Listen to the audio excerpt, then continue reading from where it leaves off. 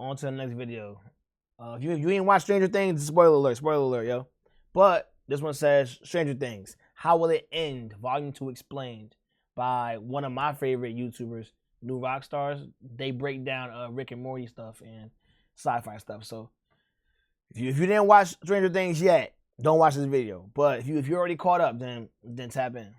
Welcome back to New Rockstars. I'm Eric Voss, and let's talk about Stranger Things Season 5, Volume 2, Chapter 5, Shock Jock, Chapter 6, Escape from Camazotz, and Chapter 7, The Bridge. All three of these episodes dropped on Christmas because Netflix thinks the best way to spread Christmas cheer is screaming, "Run!" for all to hear. So let's break down what happens in these three episodes, the penultimate batch before the series finale next week on New Year's, to address all the remaining questions you have about how this will all end. Starting with Chapter 5, Shock Jock. We open seconds after Episode 4 ended with Joyce and Mike realizing Will is a sorcerer with innate powers in the aftermath of the Max Z battle, but also realizing they lost and Vecna got all 12 kids. Those kids wake up in Camazotz, where Henry Creel explains to them his version of what he's trying to do, that a dark evil is spreading across Hawkins, like the Black Thing in A Wrinkle in Time, but... In my travels, I discovered another world, a world far from Earth.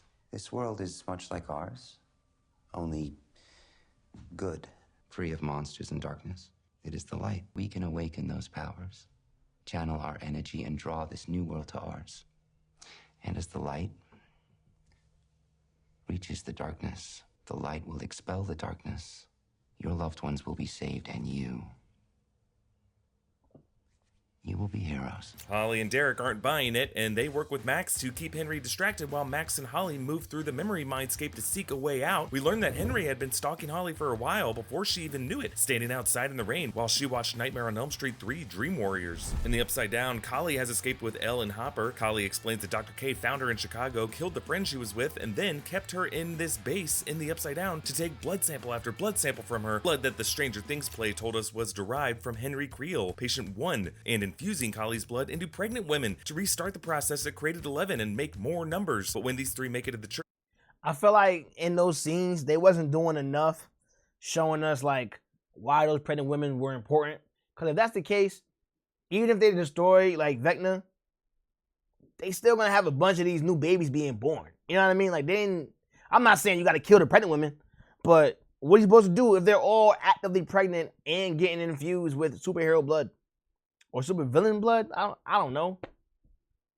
Near the What's wall done is done, I before think. they were trying to meet are at the Upside Down version of the lab, where Dustin theorizes, like the shield generator protecting the second Death Star in Return of the Jedi, there's some shield generator in this lab powering the wall, maybe? And if they can take it down, they might be able to get to Holly. Dustin and Steve argue and fight over Dustin lionizing Eddie, but really Dustin just doesn't want to lose another mentor, while Nancy and Jonathan head upstairs to deal with their issues. Meanwhile, the Surface Group uses a plan from Joyce to use Will to connect via the hive mind to Vecna and to kill Vecna, a plan that Lucas manifests by suggesting they use the Squawk's radio tower voltage to reanimate a dead Demogorgon so that Will could tap into the hive mind. So after Henry threatened Derek's family and called his sister Tina a bitch, now he catches up to Holly and Max and attacks, but Will invades Vecna's mind and body, breaking his leg, allowing the girls to run, but Vecna regains control and Will goes unconscious. His mind is taken by Vecna back into the library in the Upside Down. Jonathan and Nancy find the upper levels of the lab are melted, with soldier corpses trapped in the re-solidified goo. Up on the roof, there's some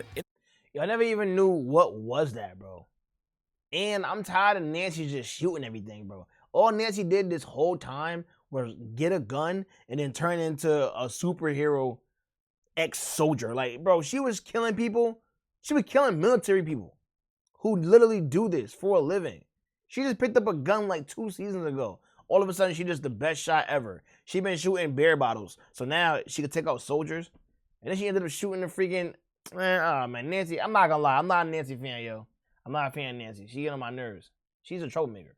energy sphere anomaly. Dustin tries to warn them that his theory was wrong, but Nancy doesn't hear it and shoots the sphere. Chapter 6, Escape from Camazotz. The sphere activates and explodes, sending shockwaves that hit the wall. Dustin explains from Dr. Brenner's research that the sphere is exotic matter, and the Upside Down is not a separate dimension, but rather a cylindrical wormhole connecting their world as a bridge to another world that Dustin will later call the Abyss, that we've previously referred to as Dimension X. Beyond that wall, where Steve's BMW gets sucked into and Hopper, Eleven, and Kali almost get sucked into is just a void of nothingness. Nancy and Jonathan get stuck in a room flooding with this strange liquid and, believing they'll soon die, confess their awkward truths to each other, culminating in Jonathan unproposing to Nancy. His engagement ring lands and reveals the liquid has solidified. Holly and Max are chased by Henry, who tells Yo, hot take too. Stranger Things has the worst emotional backstories ever. Just the worst. Like that whole, but the unproposed to you. That was the corniest thing I've ever seen. That was terrible, unnecessary. Get back to the Vecna, bro. Get back to Vecna, bro. At this point, I'm just looking for Vecna at this point. Cause this is just everything else is just stupid and terrible, bro. Stupid and terrible. Like the monologues, awful. Especially what Will did at the end. Hated it. Max that there's going to be another way past the caves to get to her, and the girls wander the mindscape until Holly realizes the Captain Midnight Telescope lens cover is itself an M-shaped clue that perfectly aligns with the cave mouth opening in an exact spot that leads to a tunnel down below where Henry's traumatic memory occurred. The escaped spy from Dr. Brenner's Nevada project that I talked about in our breakdown of the play was found by young Henry. That guy shot Henry in the hand, and Henry beat this spy to death with a rock and opened that briefcase where it looks like some mind flayer particles might have flowed out, and presumably that's transported Henry to the Abyss for 12 hours. Again, watch our play breakdown for more details there. Meanwhile, Erica and Murray recruit Mr. Clark to build a transmitter to locate Dustin. Hopper, Eleven, and Kali escape the Upside Down and reunite with the surface group. Eleven now locates Will and realizes Vecna used Will as a spy to find Max in the real world, using Will's memory of visiting Max in the hospital, and sends Demodogs after Max. Eleven goes into a deprivation tank to free Will, and Lucas and Robin rush to the hospital and run into Vicky. Something else that made me mad. Why every time these military people try to shoot the freaking demos, they somehow don't kill them? When trained military people try to shoot the demos, they don't kill them. When Nancy do it or Hopper do it, they kill them. What kind of bullets does Nancy and Hopper got access to that the military don't? I'm so confused. Like, what? To explain all this madness to her, the Demodogs attack. Karen Wheeler, hearing what's going on from the intercom, throws some pressurized tanks into the laundry machines to save the kids. Yeah, it's pretty goofy, and hey, no sight of Ted Wheeler. Max and Holly push through a cave-in to find Vecna's red zone, we're gonna call it, where Max stalls for way too long to give Holly a heart-to-heart. Max follows the Kate Bush music out, while Holly thinks on her, Holly the heroic figurine, and opens her own exit. Chapter 7, The Bridge. Max awakens and emotionally reunites with the others, but Holly awakens in Vecna's fleshy hive. She breaks free, runs out into the abyss, pulls up a rock to find a rift, and drops down to the Upside Down below and sees Nancy for a second, but then gets telekinetically. Also hated that too. What was the plan there? Like, seriously, what was the plan there? Like, soon as she got down, she just fell. So technically, Vecna just saved her. Because she would have just died anyway. She would have just splat to the ground. Yanked back up by Vecna thanks to Mr. Clark's balloon experiments, they locate Dustin's group in the Upside Down under the surface version of the Hawkins lab, and Mike goes into the Upside Down for the first time. And sure, why not? So do Mr. Clark and Vicky. And then pretty much everyone's back right side up. Dustin explains how the Upside Down is itself a wormhole, what the Abyss is, and Max relays what Holly said about Henry Creel's mission to merge the two worlds. Hopper and Steve pitch a mission to allow the two worlds to get closer so that Eleven and Kali could beanstalk up the Squawk radio tower in the Upside Down, up into the Abyss. Kind of the way Steve and Jonathan raced up that tower in Season 5, Episode 1, so that Eleven and Kali could kill Vecna up in the Abyss, while the rest of them planned to set off a bomb next to that sphere so that they could hopefully wipe out the Upside Down and the Abyss. We've been obsessing over Stranger Things for almost a decade now. That's 10 years of notes on 80s references, random thoughts and insights spread across a dozen documents, and even full breakdowns we published on the channel. As we were getting ready for Season 5, we were scrambling to find a way to organize all of our thoughts. We uploaded our documents, and right away, we were able to try it out. And you Now, since Max is a monster and Holly's brainwashed, so these kids all kind of That was a beat bad the crap night. out of each other, and one of these Five out boys of straight 10. up calls Holly a bitch. A lot of bitches in this volume. Kali tells Eleven Right. that the only way to stop Dr. K's cycle and to really cut they off the whooped Henry her. Creel bloodline would be for the two of them to stay in the collapsing abyss dimension and die. Will tearfully comes out as gay to his friends and family, explaining that Vecna tried to make him afraid of his secret and how that might distance his loved ones from him, but now he wants to fight to show he's no longer afraid, and I hated that part so bad, bro. Because it was just so ill-timed. Like, we're about to save the world. We're on the edge of our seats. And this is the time you want to say that? And Elle just learned language, just learned English not too long ago. She don't know what you mean. accepts Will, using Mr. Clark to quote Gandalf's word to open the doors of Durin to open the gate to the Max Z. Murray plows through, Nancy lays some suppressive fire, and the group drives into the Upside Down as Dr. K sends Lieutenant Akers after them. So the volume ends with Henry at the table with the 12 kids, lighting some ceremonial candles. It's time.